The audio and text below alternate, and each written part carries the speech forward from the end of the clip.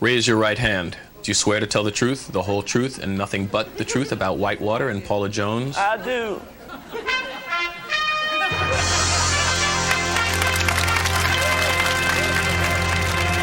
Ladies and gentlemen, Mr. Rush Limbaugh.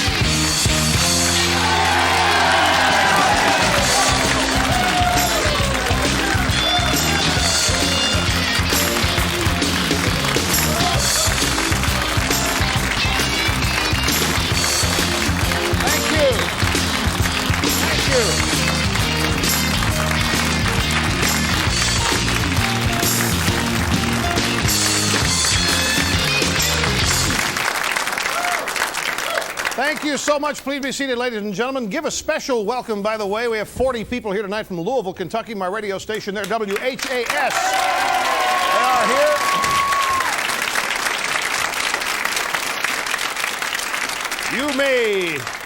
You may properly be wondering what I'm doing with this baseball bat.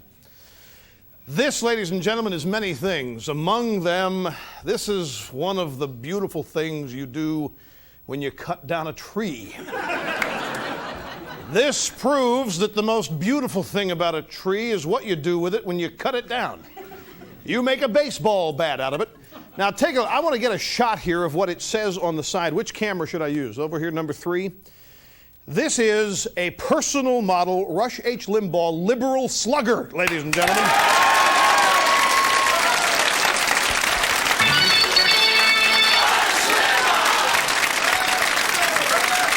That's right. Now, this bat was made for me by the people at Hillerich and Bradsby and delivered by the people in Louisville at WHAS. And the letter came with it, says it's from John Hillerich III at Hillerich and Bradsby, which is, this takes me back. When I used to do radio in Pittsburgh, back in the early 70s, I used to do funny phone pranks, phone scams as they're now called. And I called a sporting goods store in Pittsburgh one morning with the tape running, and I said, "Hi, I need a new baseball bat. Baseball season's coming up and I've lost mine. Can't find it anywhere. I need a left-handed bat. And I want a Maury Wills autograph." Because he was my boyhood idol. And this guy said, "Well, I have thousands of left-handed baseball bats."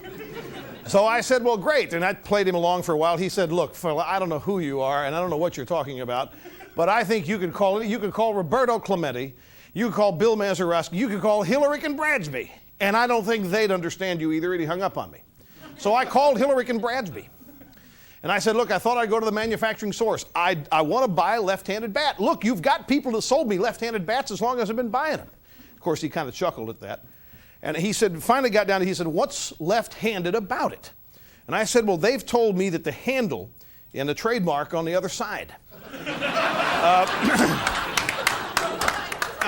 So anyway, it was fun. This is great. Here, let me give you this. Will you take that? All right. How many people in this audience here tonight would describe themselves as animal rights advocates? Let's put it that way.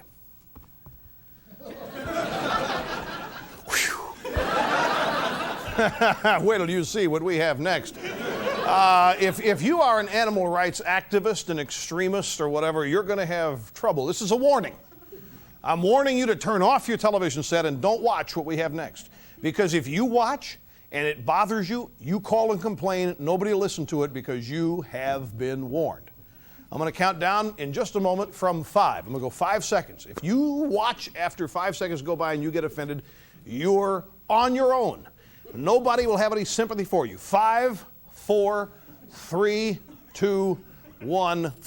All right, all the animal rights extremists are now gone. They're watching something else. And only those of us who are not animal rights extremists are left. So this won't bother anybody. It's just going to be funny. On the Today Show recently, they had a chef at a restaurant in Boston. Today Show was on the road. The restaurant was called The Daily Catch, owned by Marie Fedora, and the chef was Geraldo Andrade. And Geraldo was demonstrating how to prepare lobster, and we thought you'd like to see how to prepare lobster if you've never done it. Watch. So we're gonna take the lobster. No, you can leave it. Oh, God. It's alive, by the way. Take one claw out. Take the second one. Oh, sorry. I don't know. I know that's ridiculous, but I feel And you bad cut for the him. lobster right in half. Yeah? Like oh, jeez. Then This is fit for a king. This Split lobster and a never half. had it so good. Oh, what a way to go. like this. So you take Okay, now it's done. And off. He's history. So you just put it right inside. Now watch this. No, it's still moving. Is all the natural juices are savored as it simmers. Ah, I see. So just like this. Like You can't get quite the same flavor out of a can. Can't you give him sleeping pills or something before you cut him up? Sorry. Okay. That's happened. Yeah. And he's still moving. Yeah. Sorry. Okay. It's all right, then Katie. In just a minute, they're gonna- going to drown the poor little thing. With wine. So Yeah, here we get go. a nice smell. I wish you guys can get that smell at home, but it's impossible. Okay. And now? I know. We don't have smell of it. Looks just absolutely delicious to me. Now, of course, everybody knows that lobsters are brainless, and it doesn't matter. But that hasn't stopped people for the ethical treatment of animals. We understand from a USA Today's story that they say they plan to sue the restaurant owners for cruelty. There's the... Now, what would, the normal way that you cook lobster that everybody thinks, you just throw the thing into a pot of boiling water. You've all seen that before. It's the knife that does it. What you don't know, what you probably haven't seen, is that our microphones were also there. We had a microphone placed on the chef's table. And when you add the sound of this event to it, it changes greatly. Here, now watch again. Take the lobster. No, you can leave Oh, it. God. Take the second one. Oh, sorry. I know that's ridiculous, but Right in half.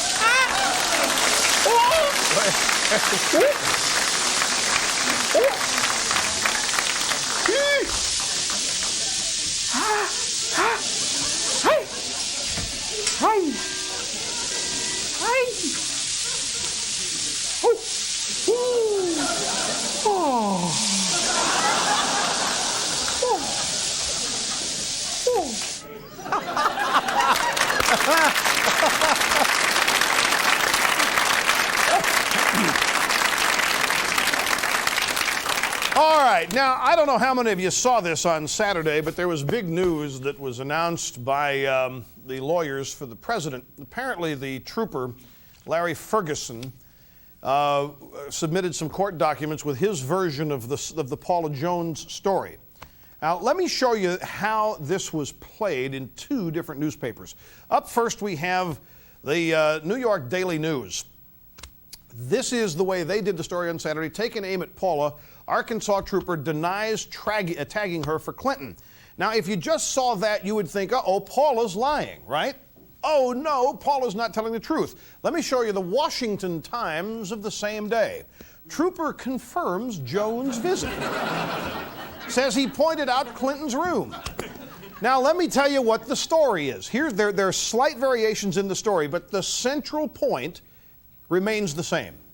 Paula Jones says that she was minding her own business at the registration desk at this convention at the Excelsior Hotel in Little Rock, and this trooper, Ferguson, comes up, points out the governor. You see the governor standing over there? She goes, yeah. He says that you make his knees knock, and he would love to see you up in his room. Now, Ferguson is saying that it didn't happen that way, that he walked in with the governor, and that Paula Jones came over and said, ooh, that's the governor. I'd like to meet him. Can you point him out to me? Can you take me to where he is? Can you show me his room? And that's the only difference.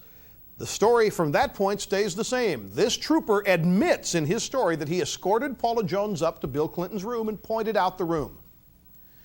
So I don't know what they think they've got here on the president's side. The bottom line is that what she claims is true, that this trooper took her up to the president, then governor's room. Now, the interesting thing is that the president has denied it ever happened at all. He's denied meeting her, says it never happened, says he wasn't in the hotel. Bottom line is that the trooper, even in saying what Paula Jones says isn't true, is confirming that he took her up to the room, thereby suggesting that the president is not telling the truth. Ha ha, big news. You know, like, whoopee. Well, that's going to stop the press, isn't it? But now stop and think of this. There's something else. Because I know a bunch of you Paula Jones people who believe this, who believe her, were distressed when you read this. Can you imagine if the President of the United States or the governor of Arkansas walks into a hotel and you're there, and you see him and he gets up an elevator and goes away, and you go to one of his security guards later and say, hey, can you point out the president's room to me? And the security guy does it? I guarantee you, you know what that has to, it has to mean that there's a pattern of that kind of stuff. I mean, clearly this was not the first time that some woman asked to go to the president's room or was taken there. I guarantee if security people working for me and I go to the hotel, somebody sees me and says, you point out Rush Limbaugh's room to me, and they tell them where I am, there would be hell to pay not long after those people arrived at my room. But apparently this was common practice. Bottom line is, this trooper puts her in that hotel room with the governor. Nothing's changed. We'll be back after this. Don't go away.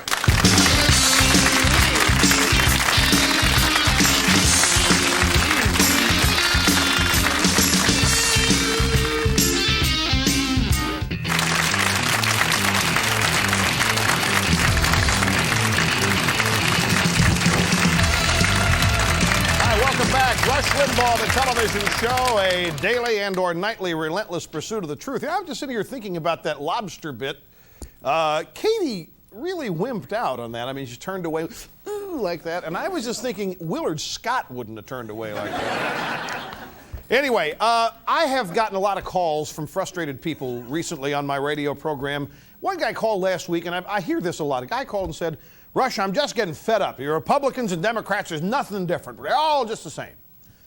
And he was talking about, I'm sure, the characteristics of politicians. They're all just doing it for power, for their own personal aggrandizement, advancement, and so forth. They don't care about their constituents. They don't care about the country. They don't care about what they're really supposed to be doing there and all. And I cautioned him to hold his view on that because I don't think it's true. I think, ladies and gentlemen, it's important to say this, that there is a profound difference between Republicans and Democrats, major, and it has been this way for a long time.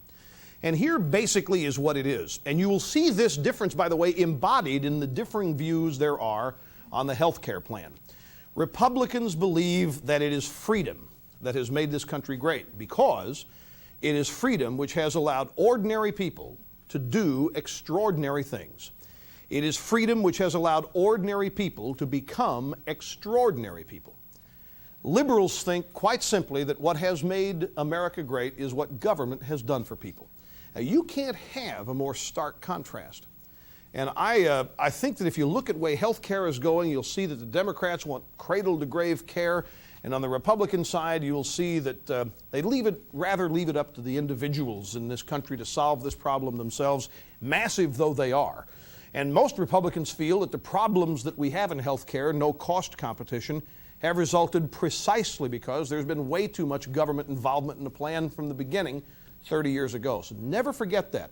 It is freedom. And by the way, there's no way the liberals are right. Democrats are not right that government's what made America great. It is freedom which has allowed ordinary people to become extraordinary, to do extraordinary things, because it is ordinary people who make this country what it is. And the freedom to do extraordinary things should not be infringed upon nor taken away. And I fear that it is on a daily basis. Now, how's it going for the Democrats? Not well, I like to say with a smile on my face. Let me show you a story in the Washington Times. Again, this is from last week. DNC will understand distance. This is a story. A guy in here by the name of Schweitzer was quoted or is quoted as saying that the Democratic National Committee will understand it if Democratic candidates want to run away from the president in the November elections, like happened in Kentucky, where Ron Lewis successfully...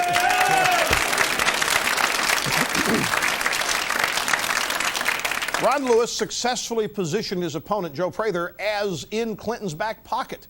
His commercials, which we showed you last week, and did the job very well. Well, this caused David Wilhelm to have a cow on national TV when he found out about it. Here, do we have the clip of him on CBS this morning? Is that what we watch this, folks? This is incredible. Well, I haven't seen that quote. The Washington Times is a well-known Republican-leaning. But do you agree with what he said? Absolutely not. Absolutely not. In fact, I have been arguing vociferously that people should run aggressive, proactive campaigns, run with the president. We have a record to be proud of. We have just created the 3 millionth new job in this country, 3 times what the number of new jobs created during the entire George Bush administration.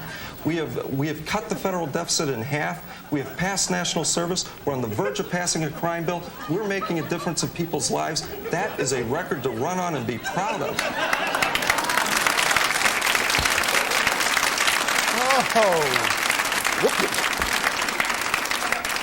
Well, how come your guy's down to 46% in the approval polls and 47% in the disapproval polls? The simple fact of the matter is that nobody's buying that, Mr. Wilhelm. And this guy Schweitzer probably did say it, and who knows where he is now. If I were them, I'd do a sweep of Washington area parks.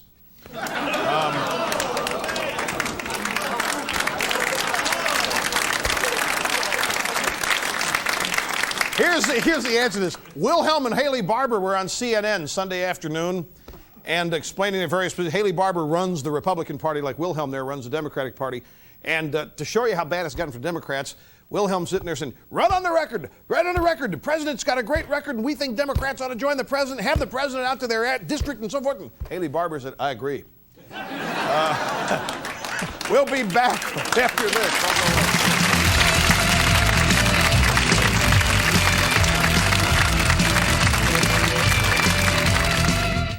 Hi, welcome back. Look at this headline, the Wall Street Journal, front page on Monday. NAFTA success may aid new trade accords. This is all about how we are exporting more goods than we ever thought we would at this stage to Mexico. They're buying our stuff like crazy. New jobs in America left and right just because of NAFTA. But let's go back in time. Let's look at some previous events on this program and see if you remember this. Here's first David Bonnier. Well, the NAFTA was put together by the Fortune 500, and they're all going to the White House today. What I'm concerned about is the unfortunate 500,000 Americans who will lose their job under this agreement. This is the Bush NAFTA with a tax increase, and it's going to be very, very hard for this administration to sell this. House Majority Whip David Bonnier thought NAFTA was a bad idea. Up next, our old friend E.T., Richard Gephardt, high cheekbones and all that. Here's what he said about NAFTA. Despite the best efforts of President Clinton and his administration to remedy the flaws in the Bush negotiated NAFTA, the agreement is not a sufficient force for progress. So today I'm announcing that I will vote against this NAFTA. And now let's look at what I said on 2 separate occasions on this very show about NAFTA. So I know that many of us are split down the middle on NAFTA, the North American Free Trade Agreement. One of the reasons why is that you think that your job is going to move south as soon as NAFTA is signed, that American corporations are going to locate to Mexico, hire 58-cent an hour workers, and you're going to have no future. You see your country being given away. I disagree with you. Now, what we need to do here, therefore, is what is the single largest job-creating market in the country today? The export market. And we need to come up with jobs that create products which are exported. And we don't want to export things to places that they're not going to be able to buy or that there are going to be tariff walls to where we can't get the products there. And NAFTA takes care of all of that. It really is a smart thing to do. Okay, folks, now you've seen Gephardt, you've seen Bonnier. These are 2 guys that the press and everybody's mainstream, very thoughtful, reasonable guys, couldn't have been more wrong. Then you have me, Rush Limbaugh, said by the press to be loony, extremist, extreme on the far right-wing fringe. Who was right? Who was right? I was right. Thank you. Thank you. And that's just one of many examples I give you. We have a little bit more right after this, so don't go away.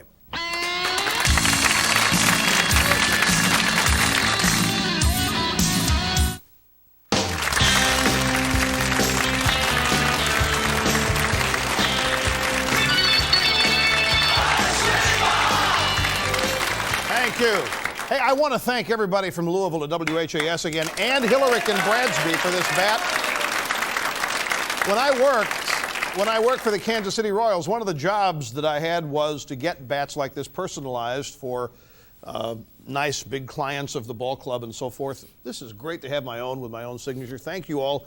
On deck, no one. I'm the only hitter on this team, folks, and when I'm not here, there's nobody left.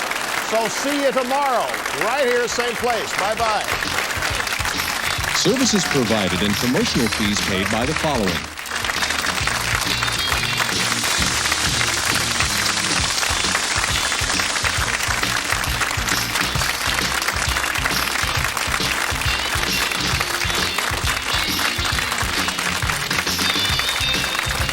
If you'd like to order a video cassette of Rush's TV show for only $24.95, just call Video Archives at 1-800-FOR-VIDEO. For a transcript, send $5 to Burrell's, Box 7, Livingston, New Jersey 07039, or call 1-800-777-TEXT.